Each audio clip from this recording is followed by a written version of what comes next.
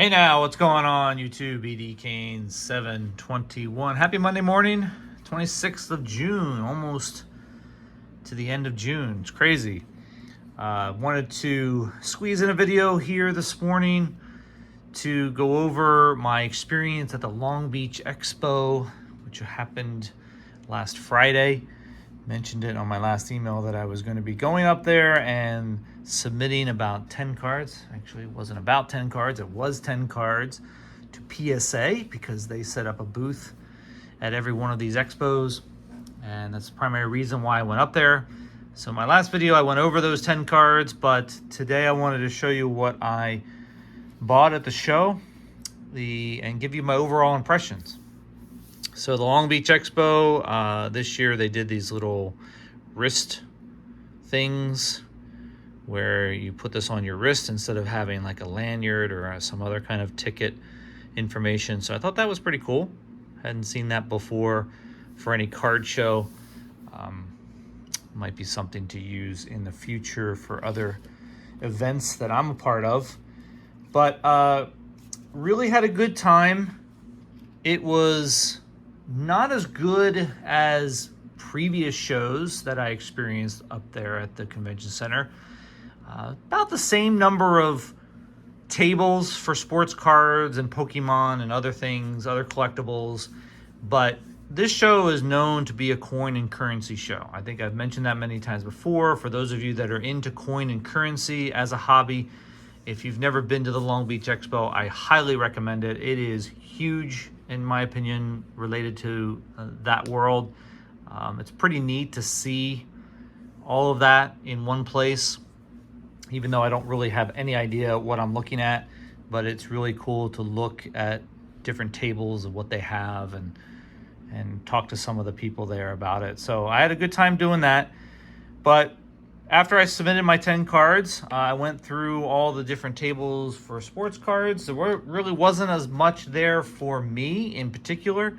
A lot of graded stuff, a lot of basketball, a lot of football, some baseball, and it just there wasn't a lot of stuff for me, unfortunately, because I don't buy a lot of graded stuff at shows. I do occasionally, but I'm always looking for more of the raw stuff. So the first table I went to had a bunch of vintage, and they had a box of different years. And as you know, I'm starting to put together this binder of the San Diego team sets, the Padres team sets, starting in 1969, which I'm only a few cards away from completing that particular team set. And I decided to start looking for 1970 cards.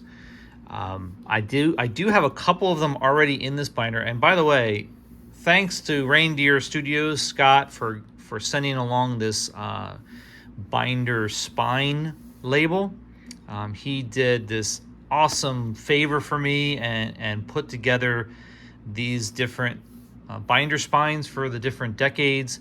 I actually have two more. I think this is for the 70s. And then I have the 80s and I have the 90s as well that he put together for me. So thank you, Scott, for that. If you're watching, I do appreciate that. It looks great, and it just makes it more enjoyable to pull this binder out whenever I do to put these cards in. So 1970, as you can see, the classic grayish border, and have the Padres and then the player with the position. And I just went ahead and plucked as many of the 1970 cards as I could from this one particular table. And then I went home to see what I already had, which was only 2 cards. And 2 of these cards that I bought I already had, which is no big deal. I'll just put it in there anyway. So I bought I think there was 10 of them here. And I also put together my list for 1970 tops and started marking off the ones that I just acquired. So I'll be doing that a little bit more in the future, especially when I go to shows like that. And then the other table that I went to where I bought something was a dealer who I got to talk to a little bit. He used to be an elementary school teacher. I guess, retired a few years ago, maybe right before, I think it was right before COVID. He retired after 30 years of being a school teacher. I thought was really cool. He had a lot of great stories. And he said he just got into the hobby for fun. He had done it as a kid, like all of us, and thought, now that he's retired from being a school teacher, it would be a great thing to do for him to occupy his time. So I bought a few cards from him, made a deal on 3 different cards. In fact, I'll show them one at a time here. So this is a Joe Burrow from 2020 Prism. Actually, Mosaic. Is it Mosaic? Yeah, Mosaic. And this is the Prism. You can see Prism right there version. And I don't really know what variation this is. I just like the card a lot when I saw it in his case. And I don't really buy a lot of football, as you guys know. But every once in a while, if I see something I like at a good price, I will give it some consideration. This is a rookie card of Joe Burrow, NFL debut. Probably not the most obviously not the most valuable rookie card of his career, but thought it'd be neat to get one of those into the collection.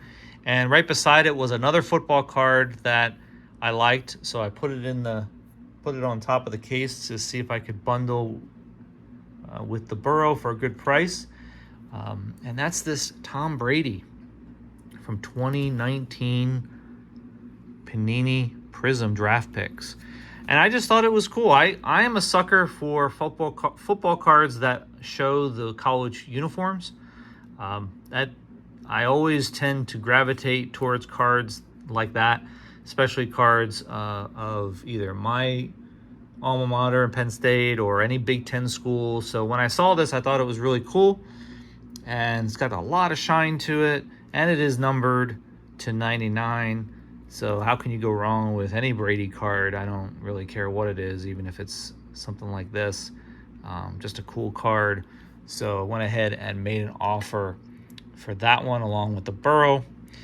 And then as he was considering those 2 cards, or that offer that I made him, I happened to look over at the bottom part of his case and saw another card that I was interested in. And I said, well, hold on a second. What if I threw this card in?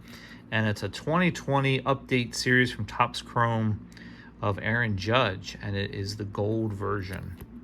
So the gold version is numbered to 50. So this is U65. Highlights the 2017 MLB All-Star Game. And I just thought it was a cool looking card in the gold version. Thought I would throw that in there and see what he said. And he ended up giving me a really good price on all 3. So I was happy about that. Got those 3 cards, for a really good price, plus all those 1970 San Diego Padres cards. And that was it. And I was out of there. So only was at the show for about an hour, but really did enjoy it. Got those cards submitted to PSA. Hopefully they'll be back sometime this summer, and I will make a reveal video for those.